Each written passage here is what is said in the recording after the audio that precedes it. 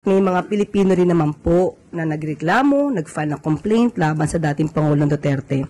Sana'y maging patas din po sila sa kanilang pananaw para po maibsan, no, ang anumang pwedeng kahinatnan ng kanilang gagawin.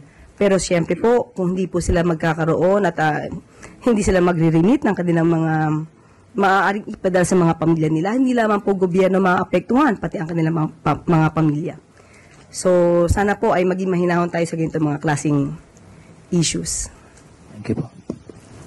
Lagi tayong nasa top ng mga listahan sa may pinakamalaking halaga ng natanggap na remittance, only being beaten out by countries with billions of population tulad ng China at India at ang katabi ng United States na Mexico na nag-over the backwood from Mexico to the US.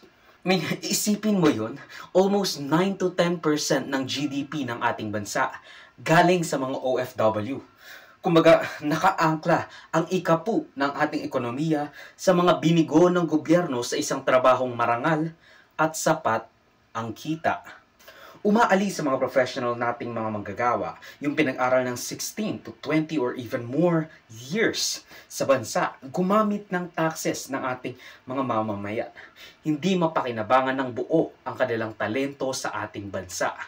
Kaya yung mga naiiwan dito, either short-staffed or hindi kaya talaga or yung skills nila, hindi sila ganun kasing galing para pumunta ng ibang bansa. The most of the time, again, short-staffed tayo. Ganyan tayo ka-troublesome. Ayan ang tinatawag nilang brain drain. Now, back on topic. We've established na malaki ang inire-remit ng ating mga OFWs sa bansa.